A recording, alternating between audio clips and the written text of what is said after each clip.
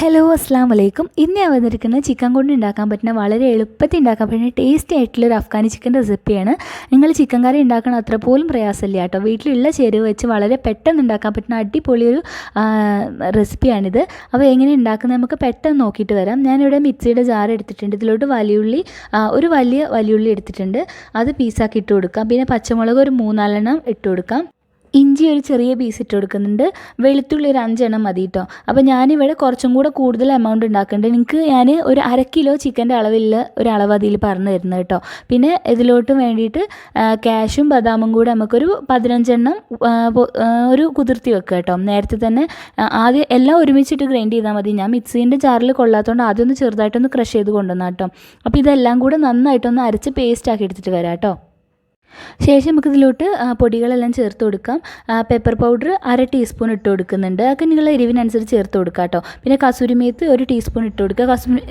കസൂരി മേത്തി ചേർക്കുമ്പോൾ ആദ്യം തന്നെ ഒന്ന് ചെറുതായിട്ടൊന്ന് ചൂടാക്കിയിട്ട് കൈ കൊണ്ടൊന്ന് പൊടിച്ചിട്ട് ചേർത്ത് കൊടുക്കുക കേട്ടോ.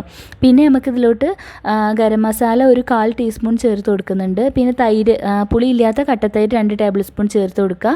ഫ്രഷ് ക്രീം 3 ടേബിൾ സ്പൂൺ ചേർത്ത് കൊടുക്കാം. പിന്നെ നമ്മൾ നാരങ്ങൻ്റെ നീര് 1 ടീസ്പൂൺ ചേർത്ത് കൊടുക്കുക കേട്ടോ. പിന്നെ ബട്ടർ ഒന്ന് മെൽറ്റ് ചെയ്തിട്ട് ഇതിലോട്ട് കുറച്ചൊന്ന് ഒഴിച്ച് കൊടുക്കുക കേട്ടോ. അത് ഓപ്ഷനിലാണ്. ചേർത്ത് കഴിഞ്ഞാൽ ഒന്നും കൂടി ടേസ്റ്റ് ആയിരിക്കും കേട്ടോ. എന്നിട്ട് ഉപ്പും കൂടെ ചേർത്തിട്ട് നന്നായിട്ടൊന്ന് മിക്സ് ആക്കുക. നന്നായി മിക്സ് ചെയ്തതിന് ശേഷം നമുക്ക് ഇതിലോട്ട് ചിക്കൻ ചേർത്ത് കൊടുക്കാം. ചിക്കൻ ചേർത്തിട്ട് ഉപ്പ് കറക്റ്റ് അല്ലേ നോക്കണം കേട്ടോ, മറക്കരുത്. അപ്പോൾ നന്നായിട്ട് മിക്സ് ആക്കി ചിക്കൻ എല്ലാം ചേർത്ത് കൊടുത്ത് ഞാനിവിടെ 1/2 കിലോ ചിക്കൻ്റെ അളവായിട്ടാണ് ഇങ്ങോട്ട് പറഞ്ഞു തരുന്നത്. അപ്പോൾ നിങ്ങൾ കൂടുതൽ ചിക്കൻ എടുക്കുന്നുണ്ടെങ്കിൽ അപ്പോൾ അതിനനുസരിച്ച് അളവുകളിലൊക്കെ മാറ്റം വരും കേട്ടോ. അപ്പോൾ ചിക്കൻ ഇട്ടിട്ട് നന്നായിട്ട് മിക്സ് ചെയ്യുക കേട്ടോ. എന്നിട്ട് ചിക്കൻ്റെ എല്ലാ ഭാഗത്തേക്കും എത്തുന്ന രീതിയിൽ നന്നായിട്ട് മിക്സ് ചെയ്ത് കൊടുക്കുക. നന്നായിട്ട് മിക്സ് ചെയ്തിട്ട്, കാരണം ഈ ഒരു മിക്സ് തന്നെയാണ് നമ്മൾ ഇനി ഉപയോഗിക്കുന്നത് കേട്ടോ. ഈ ഒരു മാരിനേറ്റ് ചെയ്ത മിക്സ് തന്നെയാണ് ഇനി ഉപയോഗിക്കണം. അതുകൊണ്ട് അങ്ങനെ പറഞ്ഞത്. എന്നിട്ട് ഇങ്ങനെ 2 മണിക്കൂർ ഇങ്ങനെ വെക്കണം കേട്ടോ. അപ്പോൾ ഈ മിക്സ് ചെയ്ത് കഴിഞ്ഞതിന് ശേഷം നമുക്ക് ചാർക്കോളില്ലേ, ഇങ്ങനെ എടുത്ത് ചാർക്കോളില്ലെങ്കിൽ ചിരട്ട കത്തിച്ചിട്ടുള്ള ഇത് മതി. നമ്മൾ മന്തിയിലോട്ടൊക്കെ ഇങ്ങനെ സ്മോക്ക് ചെയ്യില്ല, അതുപോലെ തന്നെ ഒരു ചെറിയ ബൗളിലെടുത്തിട്ട് കുറച്ച് നമ്മളെ ചാർക്കോൾ കത്തിച്ചിട്ട് കുറച്ച് ഓയിൽ ഒഴിച്ച് കൊടുക്കുമ്പോൾ സ്മോക്ക് വരില്ലേ, ആ ഒരു പുക അതോടുകൂടി തന്നെ അടച്ചു വെക്കുക കേട്ടോ. പുക പുറത്തോട്ട് പോകാത്ത രീതിയിലൊന്ന് കവർ ചെയ്തെടുക്കുക. എന്നിട്ട് 2 മണിക്കൂർ മിനിമം 2 മണിക്കൂർ റെസ്റ്റ് ചെയ്യാൻ വിടുക കേട്ടോ. അപ്പോഴാണ് ആ ഒരു സ്മോക്കൊക്കെ അതിലോട്ട് പിടിച്ചിട്ട് നല്ല ടേസ്റ്റ് ആയിട്ട് വരിക കേട്ടോ. അപ്പോൾ ഞാനിവിടെ റെസ്റ്റ് ചെയ്യാൻ വെച്ചിട്ട് 2 മണിക്കൂർ ആയിട്ടുണ്ട്. അപ്പോൾ അതിന് ശേഷം നമുക്ക് ഒരു പാൻ എടുക്കുക. പാൻ എടുത്തിട്ട് നമുക്ക് ചിക്കൻ എല്ലാം ഒന്ന് പൊരിച്ചെടുക്കാനായിട്ട് ബട്ടർ ഇതിലോട്ട് 2 ടേബിൾ സ്പൂൺ ചേർത്ത് കൊടുക്കുന്നുണ്ട്. പിന്നെ കുറച്ച് ഞാൻ സൺഫ്ലവർ ഓയിലും കൂടെ ചേർത്ത് കൊടുക്കുന്നുണ്ട് കേട്ടോ. നിങ്ങൾക്ക് വേണമെങ്കിൽ ബട്ടർ മാത്രം ചേർത്ത് കൊടുക്കാം. അപ്പോൾ ഞാൻ എന്നിട്ട് ഈ ഒരു ഓയിലിൽ നമ്മൾ ഈ മാരിനേറ്റ് ചെയ്ത് വെച്ച എല്ലാ ചിക്കനും എടുത്തിട്ട്, എനിക്ക് ചെറിയ പാൻ ആയതുകൊണ്ട് കുറച്ച് ഇട്ടിട്ടാട്ടോ ഞാൻ ഫ്രൈ ആക്കണത്.